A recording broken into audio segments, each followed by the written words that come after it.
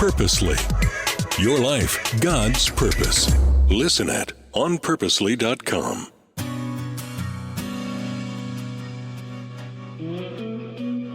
We live in a time of unprecedented comfort. We value safety and security, and maybe that's why it's so easy for us to be shaken when the straight road we're on takes a sudden curve and seems to be pointing us in a direction we don't want to go. Welcome to the Shaken Podcast. I'm Steve Sunshine. Your confidence, your mood, your perspective, even your faith may be shaken because of something that's happened in your life. Jesus told us we'd have trouble in this world, so we're shaken but not surprised. He also said, "Take heart, I have overcome the world." In this podcast, you'll hear honest conversations with people who have or are going through life-altering hard times and have found that God was with them in the midst of it all.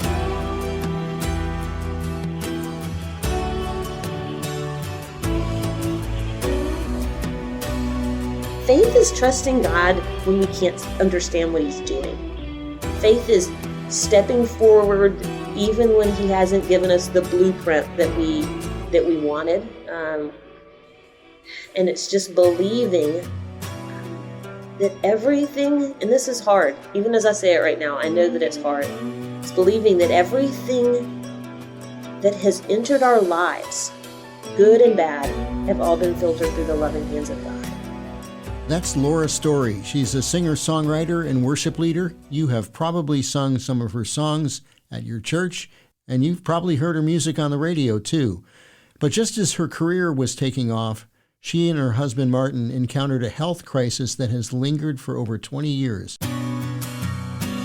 First of all, I think about your story, Laura, which is almost a pun, Laura Story's story.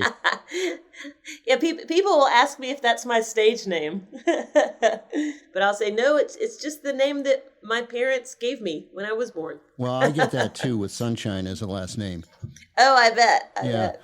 So you wrote a song called "Indescribable" that Chris Tomlin performed, and then your professional life, I think, changed at that point. And a lot of things, it must have felt at that point like everything was going right. No, that's a great way to say it, because so I got a call from my friend Ed Cash, who was a buddy of mine. Now he's the We the Kingdom guy, but before that he was just a producer in Nashville that I had known from Young Life, back when he and I were both Young Life leaders in college. And Ed had just started recording, actually he was towards the end of recording Chris Tomlin's first album. So now you think of Chris Tomlin as like Chris Tomlin, but back then it was just this kind of regionally known worship leader in Texas. Mm-hmm. So I got that call from Ed. It was the Monday before the Saturday that I was marrying my husband, Martin. Mm. And he said, "Hey, you know that song Indescribable that you shared with me? I've just shared it with this guy, Chris, that I'm recording. And would you be okay if he recorded it for his album?"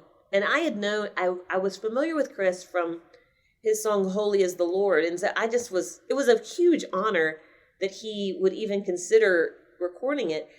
But even then, I was in the midst of, last minute wedding details. I'm not sure if I really could have wrapped my head around what happened next. And they ended up choosing the song as their radio single, which was a big deal for a lot of reasons. Because back then, so this was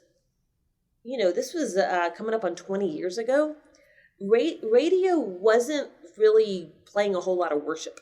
That's right. Maybe a little bit, but not like it is now. And so it was a big deal because I think it was hard for me to even picture radio playing a worship song. And then the fact that mine was one of the first ones to kind of to get out there and serve in that way, it ended up being a lot bigger than what I expected. But I'll tell you, Steve, it was neat as a newlywed. I was so grateful that I wasn't the one that was out there doing it. I was so thankful that I got to be the songwriter before I really was the traveling and touring artist, because I was able to spend at least a few years just focusing on like how to be a wife. Yeah. And Chris and his guys could be out there playing this song. But it was really a neat thing to be part of. Yeah, that was, well, and that song has touched a lot of people, as have a lot of your songs. You transitioned into being that artist that you were talking about. And at what point, how much later was it that Martin started having some health problems? Yeah, so that year after Indescribable came out was it was pivotal for two reasons. First of all, the song Indescribable had, because it was a song used in churches, a friend of ours who was working as a videographer for the church where I serve now, Perimeter Church. He had shared the song with their worship leaders, their congregation, and it really had connected, so much so that they said, "Man, if you ever thought about taking a ministry job here, if you want to come and be on staff at Perimeter Church," and that was something that, on one level, I'm not entirely sure I'd ever really thought of that, because I was raised in a church, a wonderful big Baptist church, First Baptist Spartanburg. And I was raised in a church. We had a big choir and a big orchestra. And so our music director was a guy in a suit that would, direct the choir, direct the orchestra. And I thought, well, I certainly can't do any of that. And so this idea of being a worship leader on staff at a church was a brand new thing for me. So we came here to Perimeter, and it was initially, my husband was planning on attending grad school. Mm-hmm. And he attended about a semester and a half of grad school here in Atlanta. And but it was after we'd been married about a year and a half. We'd been at Perimeter about 5 months when Martin started having just some weird health symptoms that so he ended up being diagnosed with a brain tumor. But initially, like, there were no headaches. There were the regular signs who knows what the regular signs are, but the things that I think that would have made us think that something like that was wrong, none of those signs were there. He just was forgetful every now and then, and he was really tired. He just started, and he would just fall asleep all the time, and we just weren't sure what was wrong. And this actually happened a little bit kind of the months leading up to us moving to Atlanta. And that was scary as well, because at the time we were living in upstate South Carolina, and Spartanburg. We were actually living in Greenville, right down the road from Spartanburg. But both sets of parents, were from Spartanburg, and the idea of moving away was already something kind of big for us, even though it was 2.5 hours down the road. But when he started experiencing these health issues, it made it all the scarier to think about moving. And we ended up, Perimeter was so gracious in encouraging us to come anyway, which I'm so thankful. Now looking back, I'm so thankful that we did. But so within our first 5 months of being at Perimeter, Martin was diagnosed with a brain tumor. Wow. What was? Tell us about what went on through your mind and through your heart at that time. So many things. As newlyweds, you do this, premarital counseling, whatever they call it, and you're learning how to, like, share a bank account and try to alternate holidays, spend Christmas with this family and Thanksgiving, all these logistic things. But no one covers that chapter of, what do you do when one of you faces a life-threatening illness within your first 2 years of marriage? So in a lot of ways, we were just kind of making it up as we went along. We met with a neurosurgeon, and even God bringing us to Atlanta, we met the surgeon who literally had written the book on the type of tumor that Martin had. So even seeing God's hand in all of that. So we met with this neurosurgeon and heard about the surgery Martin needed. And, Steve, you ask about, like, what went through our minds and hearts. I think initially we didn't necessarily understand how big of a deal it was. Yeah. And I know that sounds funny because it's a brain tumor. Of course it's a big deal. But I think that, in our youth, we thought, okay, he's going to have the brain surgery. He'll have the tumor removed, and we're just going to kind of get on back into the life that we envisioned, that was our life together. And in some ways that was true, but in a lot of ways that couldn't have been further from the truth. Because what ended up happening, Martin had that initial surgery. We were at the hospital for about 2.5 weeks. He went home, and within just a few days developed some pretty serious complications, went back into the hospital. And those, I kind of refer to those as being our harder weeks of, those sleepless nights of me sitting in that neuro ICU unit and wondering, night after night, whether or not he would make it through the night. Oof. He was hooked up on all the machines and just pleading with the Lord for him to wake my husband up the next morning. And ultimately, we ended up being in that unit for, I think it was about 2 months. Wow. And then eventually we were able to, Martin would just slowly get better, but he had developed a brain infection as a result of the surgery and the tumor. And so he had to relearn how to walk. He had to relearn how to, I remember him, we ended up at a step-down unit before they sent us home. And I remember him learning how to use a knife and fork, like to cut his spaghetti. So, and me showing him, reminding him how to do it. And there were some comical moments even in the midst of this. I remember even us being at this rehabilitation place. It was the first time that he had eaten a meal that wasn't him like sitting up straight in the hospital bed. And so he was in a wheelchair still. And I remember pushing him to the cafeteria, and it just, I know it sounds silly, but it was the most freedom he'd had in months.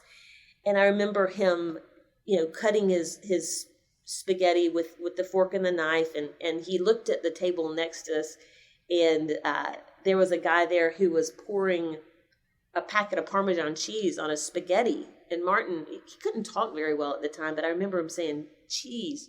And I thought, oh, great, he's starting to remember. He remembers that he likes cheese with his spaghetti. And so I got him a packet of cheese, and he opened it all by himself and poured it straight into his milk.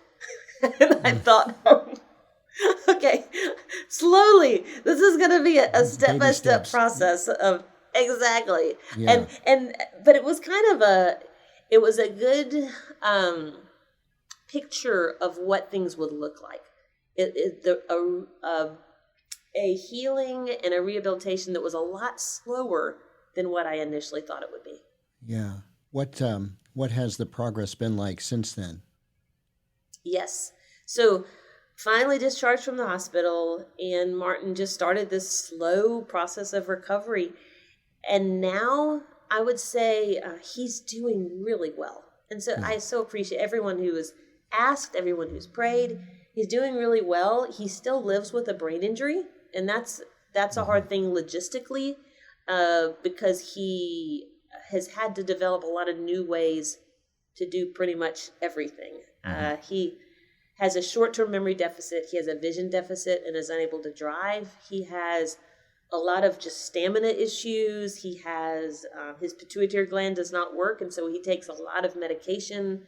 He has to regulate his medication, and trying to do that with a memory deficit is a huge challenge. So even though we're 18 years out from his brain injury, there are some things that we're still learning how to do. There's some things he's still learning how to do. And I'll tell you this too. I say it's been a challenge logistically. Logistically, it's also been a challenge spiritually. We believe God to be all-powerful. We believe him to be sovereign. We believe him to be a God who heals, a God who answers prayers. So sometimes it's hard to know how to hold those things to be true. How do we reconcile that with the life that Martin lives every day, where he hasn't received that healing, where God hasn't answered our prayers the way that we thought he would? I'm glad you brought that up, because one of the things I've been wanting to do with this podcast is to talk about that, talk about God is all powerful. He is all good. He is all loving. He does heal sometimes, and sometimes he doesn't.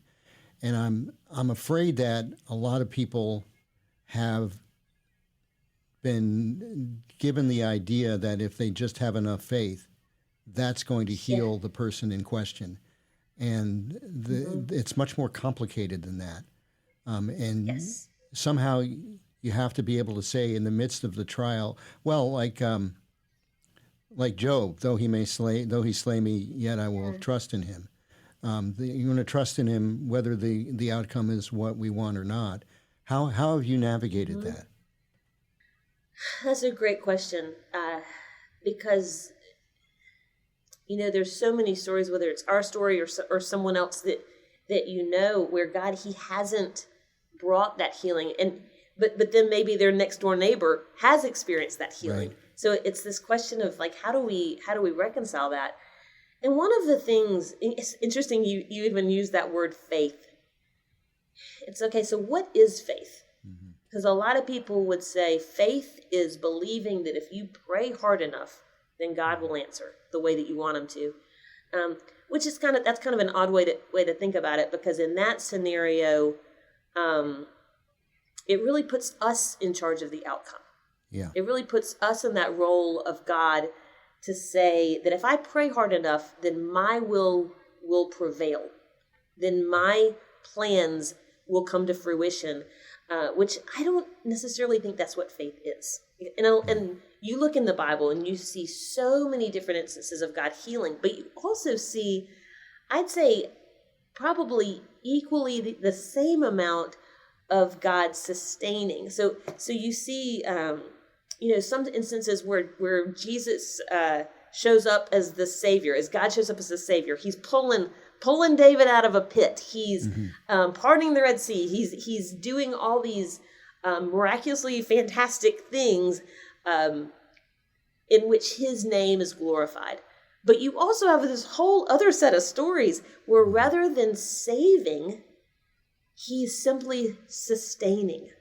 You think about Shadrach, Meshach, and Abednego, where they're thrown into this fiery furnace that God totally could have saved them from. But instead, they're in that furnace with the Lord and without being burned. And so when you look at God saving and God sustaining, I would say when he is sustaining us in the midst of a trial that for whatever reason he decides to sovereignly leave us in, I believe that his glory is displayed just as much when he's sustaining. His power and his glory are displayed just as much when he's sustaining as in the situations in which he's saving. Yeah, I think that's really true. That's really good. I think of Paul and the thorn. We don't know what that was. We know that God didn't take it away. That's exactly it. My grace is sufficient for you. That's been huge for me. I can see where it would be for anybody who wants to walk through whatever the trial is with God. My grace is sufficient. I'll tell you another way that I've seen this so clearly. I mean, we're feeling this all the time of God showing us ways that Martin's disability has made us weak. Like Paul talks about, God's strength being displayed in our weakness. Yeah, it's made us weak. It's made us dependent on others in situations that we wish that we were more independent. It's made us a whole lot less self-sufficient. But one of the ways that I've seen this, I'd say maybe the clearest, is the way that God is using my husband's disability in the lives of our children. Okay? Our family looks different. Our family looks very different than other people's families. But the verse, speaking of Paul, in the writings of Paul, the verse that comes to mind so often is this Romans 5 verse, where Paul tells us to rejoice in our suffering. And you're like, oh no, please don't tell me that. Right. But he says, because your suffering produces endurance, and your endurance produces character, and your character produces hope, and hope does not disappoint. So when you think about that list of things that we gain by suffering, and when I say I see it so clearly in the lives of my children, you think about these things like character and endurance and hope. These are all things that I pray would exist in the hearts and lives of my children. But what Paul is saying says, rather than like sending my kids to like a class on this stuff, the right Sunday school class, the right vacation Bible school that focuses on character or endurance, Paul actually says it's the trials that I allow my children to walk through without, like, I want to be the rescuer. I want to be the savior. I don't want to have to watch them go through something hard. But the Lord actually says, no, it's the hard that produces the character and the endurance and the hope in the hearts of in the lives of your children. And how much more so is God doing that in my life? But I have to be careful not to wish away the hard just because of how much I want life to be easy and manageable. Yeah, that's not a popular parenting style anymore. It seems like just for the last, generation or so, we've become very overprotective in a lot of ways. I mean, I don't know whether you probably do remember this, being able to run around the neighborhood, going wherever you want, be home by dinner, that kind of thing. Yeah. Yeah, you and I were raised in the era of like lawn darts. Like we're all these toys that have been banished. I remember as a kid thinking, I'm not sure this is a good idea. So a lot of things about being a faithful Christian involve holding things in tension. And I think this is a great example of that because you would be absolutely right to see God as the sustainer, and you would be absolutely right to continue to pray for healing. And it again, going back to Scripture, I think of the garden in Gethsemane. Jesus asks the question, "Will you take this from me?" And then he submits, and that's hard. It's hard, but that's such a good picture there. Yeah. Of that tension. If it's good enough for him, it's got to be good enough for us. Is the hard truth, and I think going back to God as the sustainer, he gives you the strength to be able to do it if you're willing to lean into it. Yeah, that's so true, and I think a lot of it is having a theology of suffering, having understanding of truly what the Bible teaches about suffering. You and I have known each other from Christian radio circles for quite a while. I went and visited a station down in Houston, Texas. They were doing an event right after the massive flooding. Do you remember that? Yes. It was Hurricane Harvey. Yes, that's exactly what it was. Hurricane Harvey. And it was this situation where a bunch of artists went down and did this benefit at the station for that community. But I remember meeting people and they were telling me stories about, you would go down one street and there would be homes that were untouched. You'd go down the next street and there'd be homes that were completely destroyed. Yeah. And so it's this community with a lot of people just with so many questions trying, how does our faith fit into this? And one of the things that I remember sharing that night, I said, I can't necessarily tell you the answer for why bad things happen. Like I can't necessarily say why this specific thing happened to you or it didn't happen to you or this specific thing has happened to me. I said, all I can do is tell you what the Bible says. And the Bible gives us two very clear reasons that bad things happen. One, we see in Romans 5 that, again, in Romans 5, this must be like the day for Romans 5. In Romans 5, we see how through the fall, sin entered the world. And sin, that's everything from addictions to infertility to hurricanes, everything bad. Sin enters and mars the creation because of the fall. And that's one of the two answers we get. But the neat thing about it is that's not the only answer we get. And even in this kind of hard scenario where we see sin existing in our world right now, we know that it won't always be this way. We have a promise that Jesus will come back and make all, as it says, I can't remember who says it. I think it's some literary reference that all sad things will come untrue. I'm going to remember like an hour later who said that. Sounds like C.S. Lewis. It does sound like C.S. Yeah, He probably said it first, even if he wasn't the second person that said it. But when you have these two answers, you don't just have Romans 1. You also have John 9. In John 9, the disciples are looking at this person that's born blind. And they said, Jesus, why is, whose fault is this? And isn't that where we always go? Like, I want to blame, this is hard, this hurts, I want to blame somebody. Whose fault is this? And rather than just giving the Romans 5 answer, which is a legitimate answer, Jesus actually says, this man was born blind that the works of God might be displayed. So when we face hard things, when we face diagnoses, when we face natural disasters, prodigal children, no matter what it is, that when we are praying fervently that God would change this situation, and he hasn't yet, I think it's helpful to keep in mind, first of all, these things exist because of the fall. These things also exist because God is desiring to do something in us and through us because of this broken situation. Yeah, that's very powerful and true. How is Martin doing today? How are you guys doing? Yes, that's a great question. And it depends on the day. You know, our story isn't one that whenever I'm telling our story, I'm not telling about something that happened to us as much as it is something that's happening to us. Because Martin's disability, his health is up and down. We had a few years where Martin wasn't in the hospital at all, and then this past November he was back in the hospital with what was just a kind of a infection that might mean you and I might just be in bed for a week. For him, it was a more of a major medical issue, and he was and in some ways we were kind of back there, just right back there, reminded of how this is just part of our lives long term.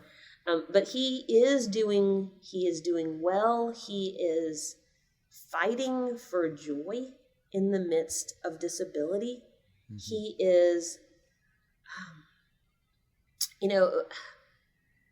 Martin is a great man, and oftentimes when we have the things we talk about, he reminds me so much of the psalmist that says, how long, O Lord, will you forget me forever? Because he's very honest about how hard life with disability is. But he also echoes, kind of towards the end of a lot of those sweet psalms. You see the psalmist choosing, specifically Psalm 13 is the one that comes to mind, because he begins with saying, how long, O Lord? But he ends with saying, but I have trusted in your loving kindness, and my heart will rejoice. And so it's not that that his situation is turned around so quickly in those 8 verses. It's more that he's just made a decision that he will still trust God. And again, back to that whole idea of faith and what faith actually is. Faith is trusting God when we can't understand what he's doing.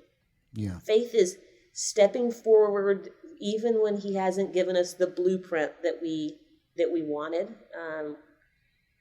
And it's just believing that everything, and this is hard, even as I say it right now, I know that it's hard. It's believing that everything that has entered our lives, good and bad, have all been filtered through the loving hands of God. That is a hard thing. And it doesn't mean that we don't grieve, and doesn't mean that we don't come to the Lord and say, God, this is really hard. One of the things I feel, I'm going off. You ready? No, you're doing good. One of the things I feel like is actually detrimental to how people experience Christians is sometimes I feel like Christians are too quick to say, oh, but it's okay because God works all things together for good. And that truth, I mean, it obviously is true and good and helpful. But you also see that it's okay for Christians to grieve loss.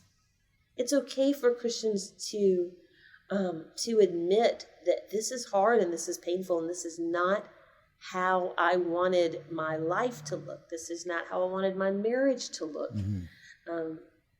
so sometimes I feel like we're too quick to almost like, it's like we're defending God. Like, no, but God is still good. It's like, yeah, God is good, but this is hard. And I feel like, it's kind of like when Jesus meets Mary and Martha at Lazarus' tomb, and he knows what's about to happen. He knows he's about to resurrect Lazarus, but he sees the brokenness. He sees his friends weeping, and he just weeps with them.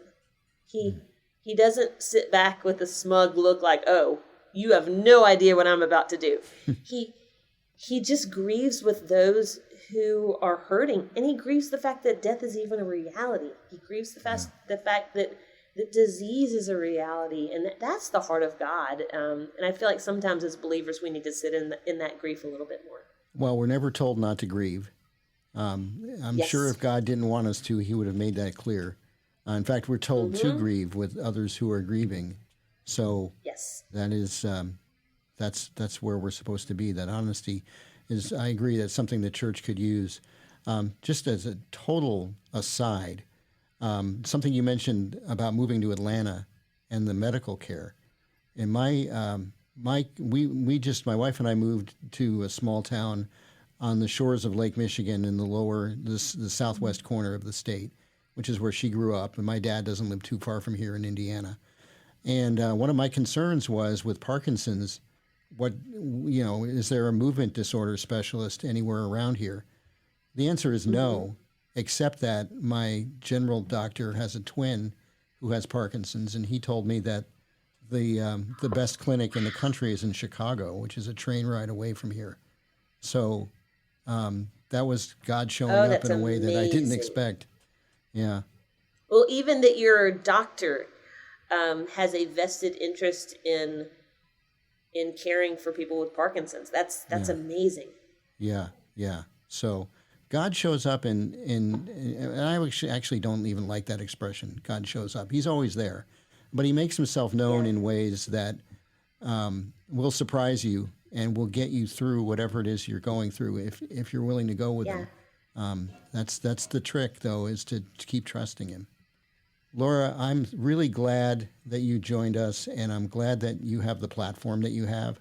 You've used it very well. Laura's written a number of books, and there's one particular song of yours, Blessings, that I think goes right at this in a way that's very tender and very, very biblical. So if you have a chance to YouTube that, if you haven't heard it, I would recommend that if you're going through something like that. But my wife, Gay, and I will be praying for you and Martin, and thank you, really Steve. Appreciate everything that you do. Well, thank you so much. I know that, I could say the same thing for you. You have been a well-known and respected voice in radio for so long, and it's so neat to see you facing something really hard and saying, okay, God, I want to see, I know that you will not waste this. That's what I want to see what you're going to do through this. Well, and that's exactly what you're doing. So you will be in my prayers as well. I appreciate that, Laura. Laura Story, she's a singer and songwriter, and you can find her music everywhere. Author too, and worship leader at Perimeter Church in Atlanta. Thank you, Laura. Hey, thank you. Laura's latest book is called So Long Normal, Living and Loving the Free Fall of Faith. And you can find links to that and her other books and her music at laurastorymusic.com. I'm Steve Sunshine. Thank you for listening to Shaken. If this episode has been meaningful to you in any way, please help us spread the word. You can do that by sharing the podcast with a friend or on social media. You can also give us a review and subscribe too, because that'll help people find Shaken. And you'll find new episodes on your favorite podcast app or at purposely.com.